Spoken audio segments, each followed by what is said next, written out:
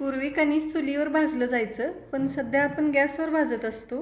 गॅसवर भाजताना पूर्ण सोललं जातं, पण ओव्हनला भाजत असताना 2-3 लेअर असेच ठेवायचे आहेत त्याचं कवर, तर ते छान वाफाळून येतं. मायक्रोवेव्हला पहिल्यांदा 5 मिनटं ठेवले आणि पुन्हा पलटून ठेवून परत एकदा 3 मिनटं ठेवले. छान वाफाळून आलेत.